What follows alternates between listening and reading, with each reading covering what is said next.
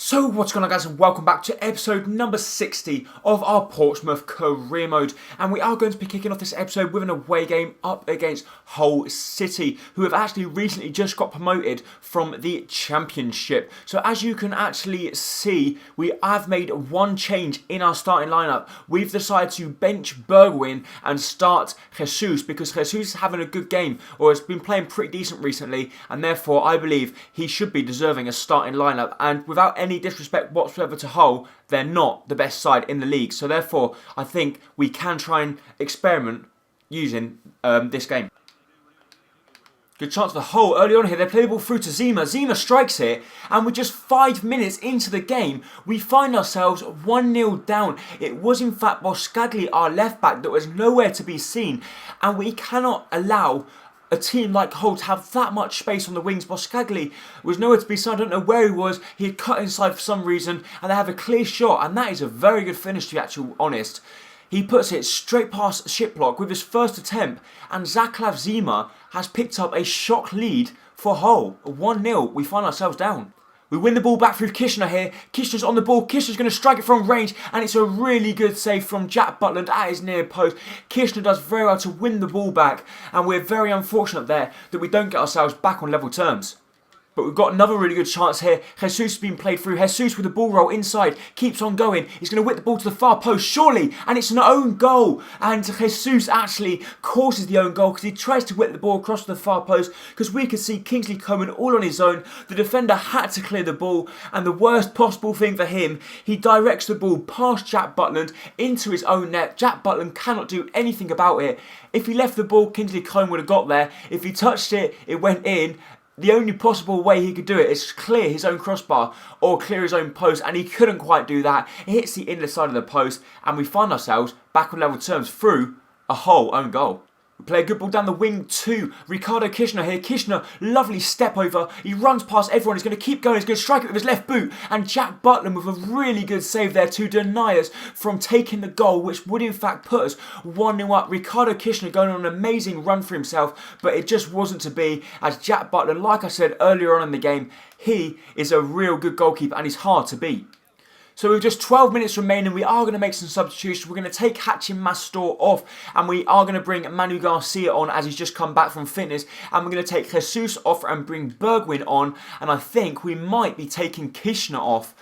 Do we take Kishner off and put Bailey on the right? I think we are, because Bailey is quite a bit quicker, and he might be able to terrorise the defenders as their stamina is starting to get low. So with just 12 minutes remaining, can we try and find that all-important goal to win us the game?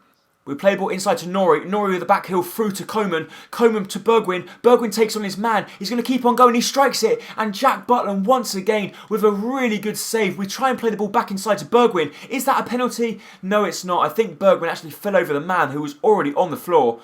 And we do come so very close there. Bergwijn, who's just come on the pitch, twice pulling off a good save from Jack Butland. But another good chance for Hull here. Abel Hernandez tries to whip the ball across the far post. Boskagli gets caught out. And Gomez gets back in time just to make the interception. And Ruben Loftus-Cheek, can he try and get there? Yes, he can. And we get given a foul. So we're just 2 minutes added time now. We've got it all to do. We're just going to try and create something. We play the ball through to Ruben Loftus-Cheek. Loftus-Cheek to Garcia. Garcia gives the ball away. And I think that is just going to sum up our game. Not the best of games from us, but Ruben Loftus-Cheek wins the ball back. We play the ball to Nori. Loftus-Cheek out wide to Bailey. Bailey's got the pace on everyone. The fake shot to cut inside. What a finish this could be. And Bailey gets it all wrong, and we lose the possession of the ball. The referee blows the final whistle, and we end up drawing the game 1-1 away from home at the KC Stadium up against Hull. My man of the match probably does go to don't know. No one played well, to be honest. It was a poor performance from everyone. So do I give it to our centre-back, Iñiguez? I'm probably, even though it wasn't worth it, to be honest, it wasn't a good performance all round. So now it's time for some more training, and now, as we've got 3 players so very close now to going up a rating, we're hoping one of them can go up. Thankfully for us, Kingsley Coman is the one to go up now to a 75 rated, and Bailey, for some reason, is taking ages to go up, just 1 rating, and he's yet so close to going up as well. So it's now time to move into the second game of the episode, which is going to be at home up against Middlesbrough, who have also recently come up to the Premier League along with us. So we have made one change again. We have reinstated Bergwijn into the starting lineup because when he did come on in the previous game against Hull, he nearly got us that all-important crucial goal. But we are hoping him and Kishna could start to inform, especially Kishna, because we spent quite a bit of money on him, but he hasn't been doing much of late.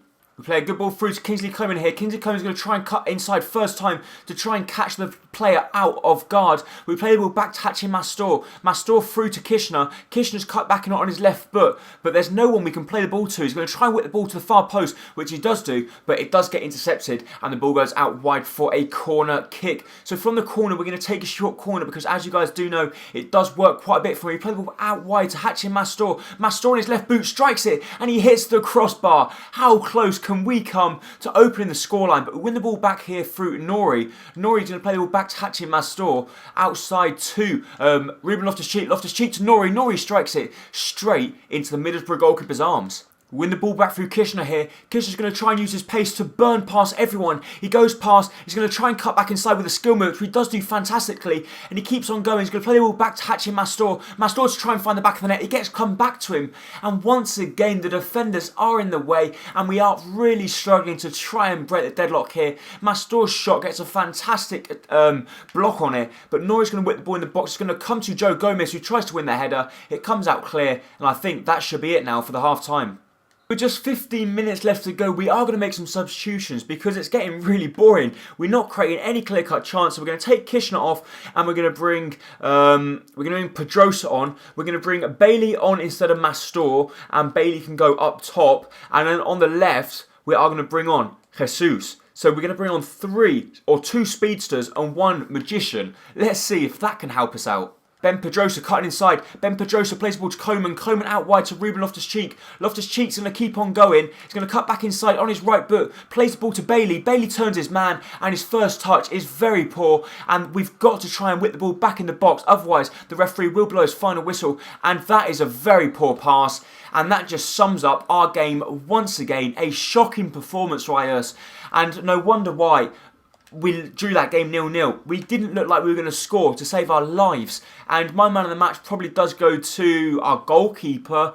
He played all right, didn't do much, but still, once again, we cannot score. We're going to have to do something. So can Bailey go up this time? We are going to keep the same ones on apart from Kingsley Coman. We're going to swap Kingsley Coman out for someone else. And I think that someone else might be our scout of future star, Rivera. He might be decent. I'm not sure. We're going to put him on. Let's see if he goes up. If he starts increasing quickly, he might be able to make a surprise appearance into the club, but you never know. But good news is that Garcia has now reached a 73 rating. So Boscagli has come to us saying that he wants a new contract.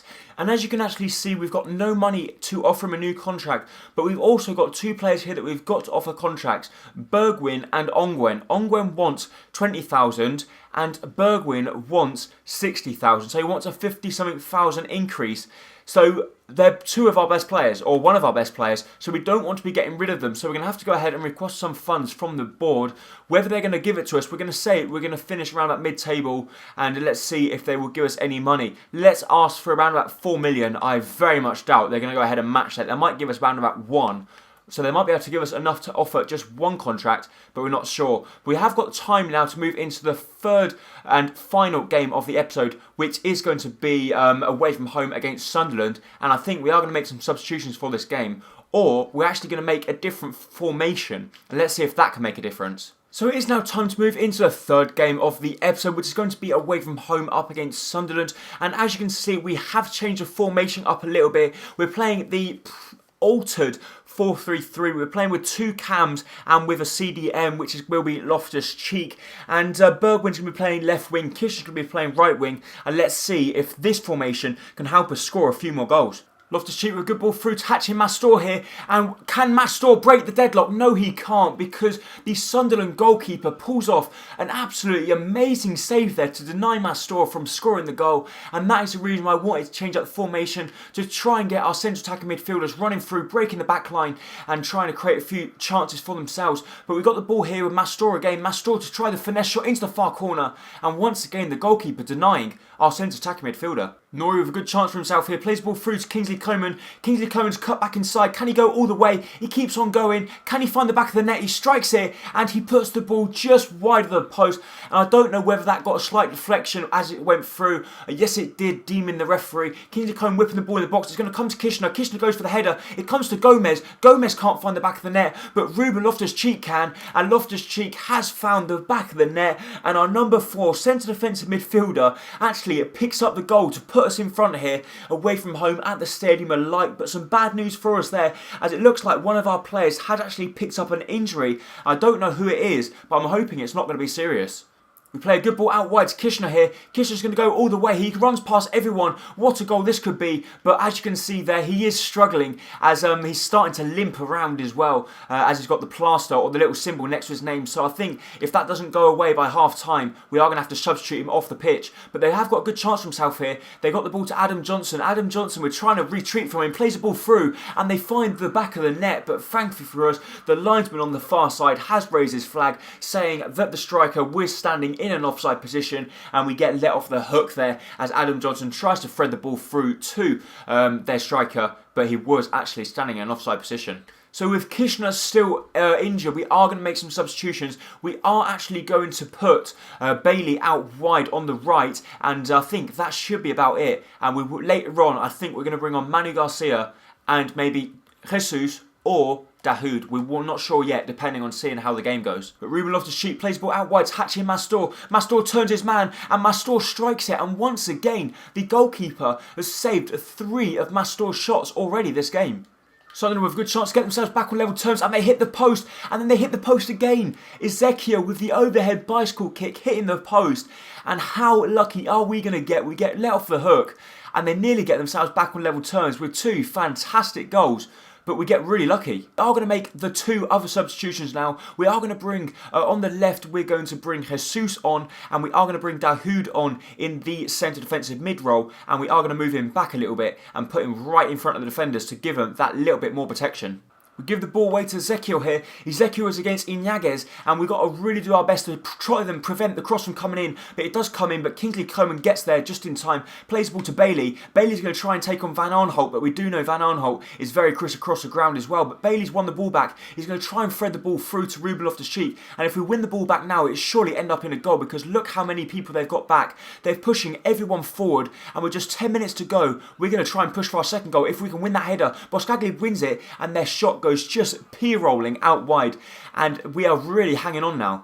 But we win the ball back here. Hachi Mastor is going to play the ball through to Jesus. Jesus is through. He's going to try and step over, take on his man. He cuts inside. He strikes it. And Jesus picks up his first goal for Portsmouth in the 85th minute. Like I was saying, they were pushing all their bodies forward. It was Ruben Loftus-Cheek that won the head on from Shiplock's from Shiplock's clearance. And we play a lovely ball out wide from Mastor. He lovely step over, cuts inside and fires the ball into the far corner of the net. And that pretty much should wrap up all 3 points now, as Gabriel Jesus picks up his first goal of the game and his first goal of his career at Portsmouth. Hopefully it's going to be his first of many as well. We've got another really good chance here. We're going to play the ball through to Jesus, and he would have been through one-on-one with the goalkeeper, but the referee blows the full-time whistle, and we end up picking up all 3 points away from home, and it's a fantastic victory for us at the Stadium of Light. Ruben Loftus-Cheek is my man of the match. He did play very well in that game. He also scored a goal. He won the header to play on Mastor, and Mastor also picked up an assist as well.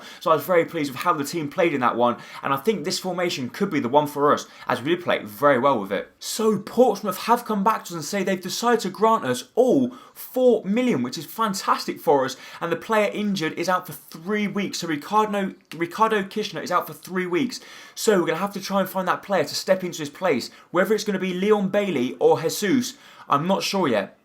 But we are going to adjust our budget, and we have got 78,000 to play with now on the wages. We're going to have to go ahead and offer the players new contracts. So Bergwijn is obviously the most important one, which I'm going to go ahead and give him a contract straight away, as he wants a massive increase. So we're going to give him a 60,000 contract, which is a hell of a lot of money for us, but I do think he is worth it. Even if we do sell him on, we're going to get that money back anyway, whatever happens. And then we can either offer Ongwin a contract or Boscagli a contract. I think we're going to go in for Boscagli, and let's offer Boscagli a contract, but I don't know we're not going to have enough money to do both of them. So we're going to go ahead and offer him a 25,000. Let's see if he'll accept. I very much doubt it, but we'll have to wait and see.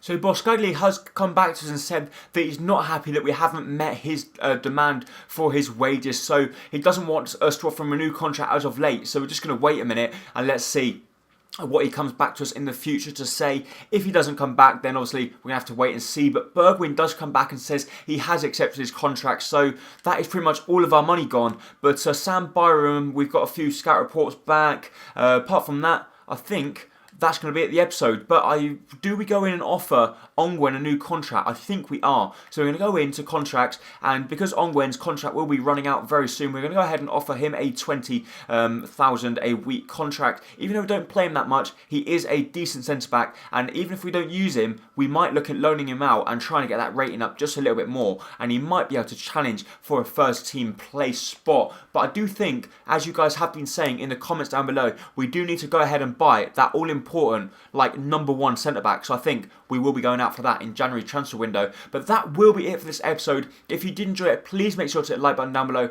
as it is going to be hugely appreciated, and I really hope next time very soon for the next episode of the Portsmouth Career Mode. Thank you, bye bye.